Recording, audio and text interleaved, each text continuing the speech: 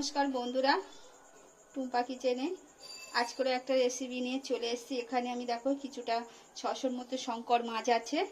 এই শঙ্কর মাছটা তোমাদের ঝাল করে দেখাবো। তোমরা কিভাবে ঝালটা করছি দেখতে থাকো। একটু হলুদ দিলাম,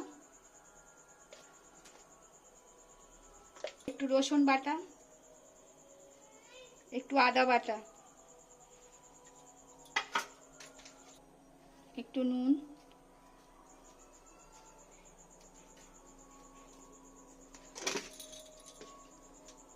একটু গুঁড়ো লঙ্কা সামান্য দিলাম, আর একটু সর্ষের তেল দিলাম। সর্ষের তেলটা দিলে পরে মাছটা ফাটবে না, তাই সর্ষের তেলটা দিলাম।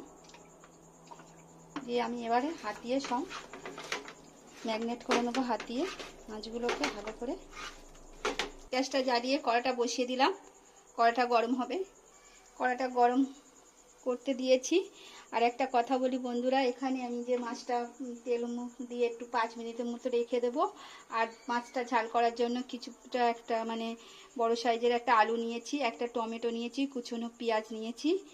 আর তারপরে অনেক মশলা আছে, সেটা আমি রান্না করার সময় তোমাদের দেখিয়ে দেব।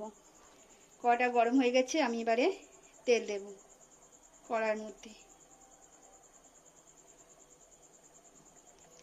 তেলটা আমার গরম হয়ে গেছে ভালোভাবে। এবার এই তেলের মধ্যে আমি মাছগুলো দিয়ে দেব। আমি একটু আদা রসুন দিলাম কেন, একটা গন্ধ ভাব থাকে। আদা রসুনটা দেওয়ার পরে গন্ধ ভাবটা আর থাকবে না। এবার আমি এই মাছগুলো তেলের মধ্যে দিয়ে ভেজে নেব। মাছগুলো আমার লাল লাল করে ভাজা হয়ে গেছে। এবার আমি মাছগুলোকে তুলে নেব। এই একই তেলে আমি এই মাছগুলো সব ভেজে নেব। মাছগুলো সব ভেজে তুলে নিয়েছি, ভাজা হয়ে গেছে। এবার এই তেলের মধ্যে আমি আলুগুলো ভেজে নেব।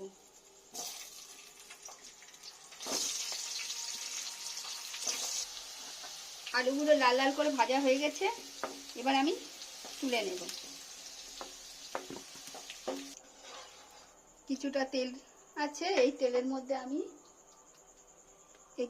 একটা এলাচ, লবঙ্গ, দারচিনি দিয়ে দিলাম, আর একটা তেজপাতা দিলাম, ফোড়ন দিয়ে দিলাম। দিয়ে এবার এখানে এই পেঁয়াজটা রেখেছিলাম, একটা গোটা পেঁয়াজ দিয়ে দিলাম।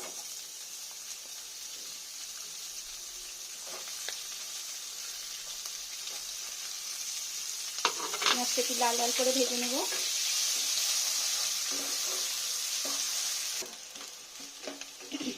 পেঁয়াজটা লাল লাল করে ভাজা হয়ে গেছে। এবার এখানে আমি 1 চামচের মতো আদা বাটা দিলাম, 1/2 চামচের মতো রসুন বাটা দিলাম। দিয়ে আমি ভালো করে এটাকে একটু নেড়ে নেবো, যাতে গন্ধটা না থাকে। একটু ভালো করে ভেজে নেব। আদা রসুনের গন্ধটা চলে গেছে। এবার আমি এক এক করে এর মধ্যে সব মশলাগুলো দেব।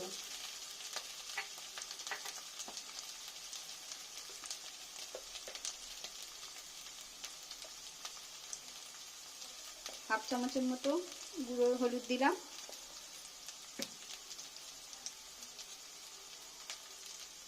1 চামচের মতো গুঁড়ো লঙ্কা দিলাম,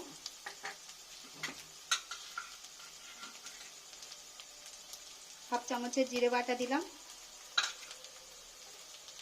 কাশ্মীর গুঁড়ো লঙ্কা দিলাম 1 চামচের মতো। ঝালটা পরিমাণ মতো, নুন ঝালটা পরিমাণ মতো দেবেন।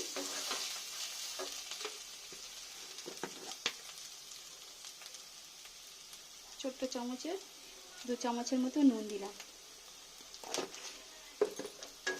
দিয়ে ভালো করে আমি একটু কষে নেব। এখানে একটা টমেটো কেটে রেখেছিলাম, ওটাকে দিয়ে দিলাম। ভালো করে আমি মশলাটা কষে নেব যতক্ষণ না তেল ছাড়বে। একটু ভালো করে কষতে হবে, এগুলো একটু মাংসর মতো করতে হয় মাছগুলো। ভালো করে কষে নেব। দেখো মশলাটা ভালো করে আমার কষা হয়ে গেছে। একটু গরম মশলা দিলাম,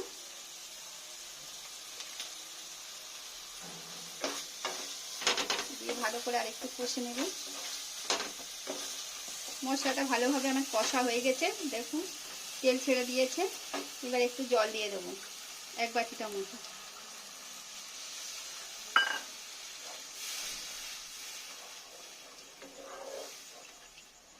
নুন আর ঝালের পরিমাণটা আপনারা বুঝে দেবেন। এবার আমি আলুগুলো ভেজে রেখেছিলাম, আলুগুলো দিয়ে দিলাম। তোমরা চাইলে আলু দিতে পারো, না হোক পেঁয়াজ দিয়েও শুধু ঝাল করেও দিতে পারো। কিছুক্ষণের জন্য 5 মিনিট 10 মিনিটের মতো আমি চাপা দিয়ে রাখবো। 10 মিনিটের মতো হয়ে গেছে, ঢাকনাটা খুলছি। আলুটা সিদ্ধ হয়েছে কি দেখে নিই একবার। একটু সিদ্ধ হতে আর একটু বাকি আছে। আমি এবার মাছগুলো দিয়ে দেব। এটা কিন্তু খুব ঝোল করব না, একটু কষা কষাই করব।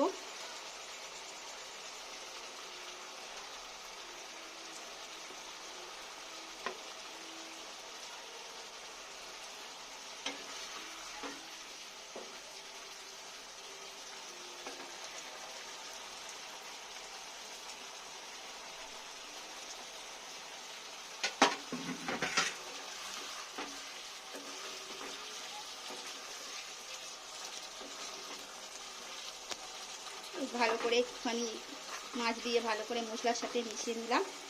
নিয়ে আরও 5-10 মিনিটের মতো চাপা দিব। আলুটা সিদ্ধ হতে একটু কম আছে, আর একটু চাপা দিলাম। 10 মিনিটের মতো ঢাকা দিয়ে রেখেছিলাম, ঢাকনাটা এবার খুলছি। একদম শুকনো শুকনো হয়ে গেছে, দেখতে পাচ্ছ বন্ধুরা। আলুটাও সিদ্ধ হয়ে গেছে।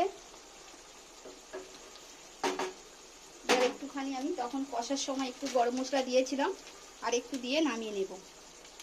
গরম মশলাটা দিলে গন্ধটা খুব ভালো লাগে, খেতেও ভালো লাগে। এবার তোমাদের পরিবেশন করে দেখাচ্ছি। দেখো বন্ধুরা, আমার এই শঙ্কর মাছের রেসিপিটা কেমন লেগেছে। তোমাদের যদি ভালো লাগে তাহলে আমাকে লাইক, কমেন্ট, সাবস্ক্রাইব করে আমার পাশে থাকার অনুরোধ রইল। আবারও নতুন রেসিপির সাথে দেখা হচ্ছে। Tata, bye bye.